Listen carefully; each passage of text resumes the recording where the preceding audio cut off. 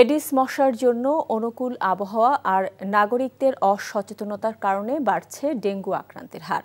সরকারি ব্যবস্থাপনায় পর্যাপ্ত চিকিৎসা ব্যবস্থা না থাকায় মৃত্যুর হারও বেড়েছে গেল কয়েক মাস। স্থানীয় সরকার বিভাগ ও স্বাস্থ্য বিভাগের তৎপরতা না থাকলে পরিস্থিতি আরও খারাপের আশঙ্কা করছেন বিশেষজ্ঞরা। এদিকে সারা দেশের তুলনায় অক্টোবর ও নভেম্বরের শুরুতে আক্রান্তের হার বাড়ছে রাজধানী ঢাকায়। নাজিবুর রহমানের রিপোর্ট। মুষলধারে বৃষ্টি ছিল গেল ৩ মাস, এরপর আবার রোদ। আবহাওয়ার এমন রূপ এডিস মশার জন্য আশীর্বাদ, কাল হয়েছে জনসাধারণের। হাসপাতালে আগের তুলনায় ভিড় বাড়ছে রোগীর, শনাক্তের হারও বাড়ছে পাল্লা দিয়ে। আক্রান্তের চেয়ে চিন্তার কারণ মৃত্যু হার। আগস্ট থেকে অক্টোবর প্রায় দ্বিগুণ মৃত্যু সংখ্যা। নভেম্বরের শুরুর ৫ দিনেই মৃত্যু ২৪ জনের বেশি। গেল ৩ মাসে সবচেয়ে বেশি আক্রান্ত অক্টোবরে।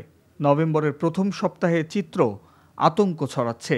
এতদিন বরিশাল, চট্টগ্রামে ডেঙ্গু পরিস্থিতি খারাপ হলেও সাম্প্রতিক পরিসংখ্যান বলছে ঢাকা আছে সর্বোচ্চ ঝুঁকিতে। মশার ঘনত্ব বিবেচনায় চলতি বছরের শেষ ২ মাস সতর্কতার তাগিদ দিচ্ছেন কীটতত্ত্ববিদরা। এডিস মশার ঘনত্ব এখনও ডেঙ্গু ছড়ানোর জন্য উপযোগী মাত্রায় আছে। নভেম্বর জুড়েই ডেঙ্গুর প্রকোপ বেশ ভালো আকারে থাকবে। সিটি কর্পোরেশনগুলো দীর্ঘ সময় ধরে মশা নিয়ন্ত্রণে ব্যর্থতা, এই সব মিলিয়ে বাংলাদেশের ডেঙ্গু পরিস্থিতি বেশ খারাপ হয়েছে। ডেঙ্গু জ্বরে মৃত্যু কমাতে সরকারের তৎপরতা বাড়ানোর তাগিদ জনস্বাস্থ্য বিশেষজ্ঞদের। প্রাথমিক স্বাস্থ্যসেবা ডেঙ্গু রোগীর শনাক্তের ব্যবস্থাটা অন্তত করতে না পারি এবং এই বড় হাসপাতাল এবং প্রাথমিক স্বাস্থ্যের মাঝখানে একটা মাধ্যমিক পর্যায়ে থাকতে হবে, যেখানে রোগীকে আমরা রাখবো মশারির নিচে এবং যেখানে যারা ঝুঁকিপূর্ণ মানুষ, যারা জটিল রোগে আক্রান্ত হতে পারে ডেঙ্গুর কারণে, তাদেরকে পর্যবেক্ষণে রাখতে হবে। এভাবে যে স্তরভিত্তিক রোগী সেবাটা আমরা সারা দেশে একইভাবে করি, তাহলে কিন্তু খুবই দ্রুত মৃত্যুর হারটা আমরা নামিয়ে আনতে পারব। চলতি বছরের এই সময়টায় ডেঙ্গু আক্রান্তের সংখ্যা বাড়তে পারে এমন ইঙ্গিত ছিল জনস্বাস্থ্যবিদদের। সেই আশঙ্কায় সত্যি প্রমাণ হয়েছে স্বাস্থ্য অধিদপ্তরের পরিসংখ্যানে।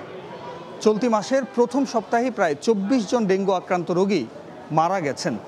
এমন পরিস্থিতির উন্নয়নে রোগ নিয়ন্ত্রণ সহ মশক নিয়ন্ত্রণে জোর দেওয়ার কথা বলছেন জনস্বাস্থ্যবিদরা। Najibur Rahman, NTV news, Dhaka.